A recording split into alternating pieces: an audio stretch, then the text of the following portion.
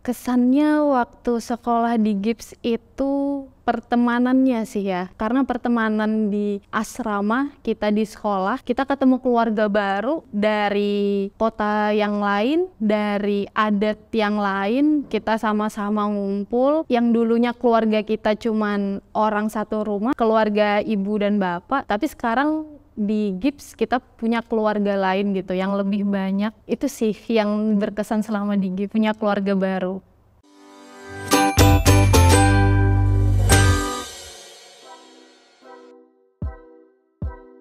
Oke, saya Dita Amalia Mahmudah, angkatan 4 SMA GIPS, sekarang kerja di Business and Communication Training Institute atau BCTI Yayasan Hasnur Center.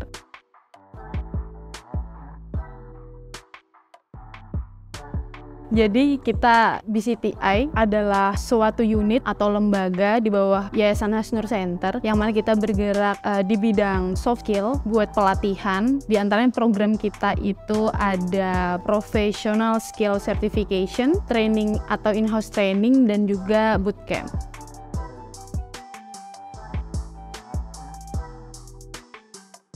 Kesannya waktu sekolah di GIPS itu pertemanannya sih ya, karena pertemanan di asrama kita di sekolah, kita ketemu keluarga baru dari kota yang lain, dari adat yang lain, kita sama-sama ngumpul, yang dulunya keluarga kita cuman orang satu rumah, keluarga ibu dan bapak, tapi sekarang di GIPS kita punya keluarga lain gitu yang lebih banyak. Itu sih yang berkesan selama di GIPS, punya keluarga baru.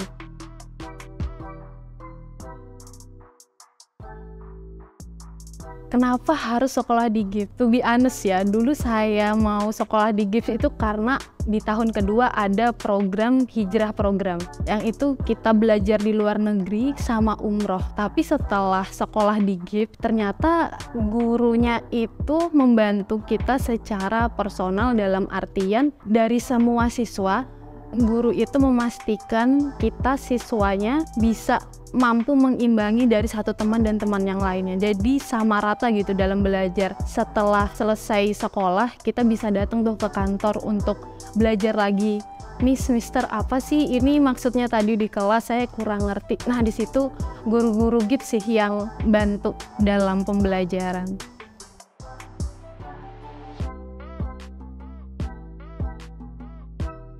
Kalau mendengar kata komunikasi, itu yang terlintas di benak saya ialah pendapat atau informasi. Kalau melihat bagaimana komunikasi itu penting, secara simpelnya yang sering kita di kehidupan sehari-hari ya, kita perlu komunikasi. Contohnya kayak kita mau order makan atau dalam jumlah yang besar kayak catering, kita kan perlu tuh apa sih yang kita pengen, menunya apa aja, kisaran harga berapa. Nah, itu salah satu komunikasi yang basic.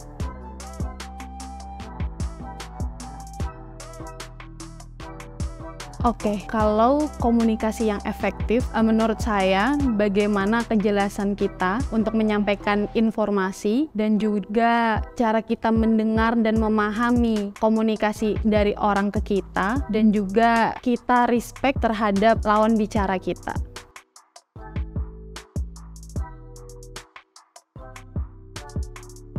Kendala dalam berkomunikasi pertama yang dulu saya pernah alami itu pertama malu, takut iya, sama overthinking. Kadang kita belum ngomong, udah takut duluan tuh. Itu sih kendala komunikasi yang sering terjadi.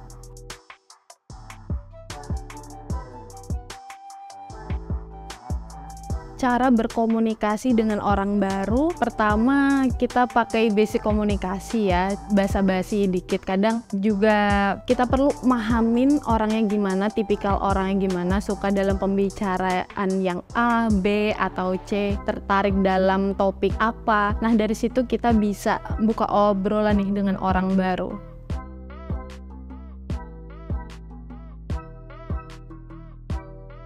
Kalau komunikasi satu arah, biasanya itu yang sering kita dapat ya, kayak berita dari TV, dari radio, itu satu arah. Sama kalau komunikasi dua arah, itu yang sifatnya ada timbal balik dari dua belah pihak. Jadi saya ngomong ke teman saya ke saya, atau dalam diskusi kita, dalam pembicaraan ada timbal baliknya, ada feedback lah.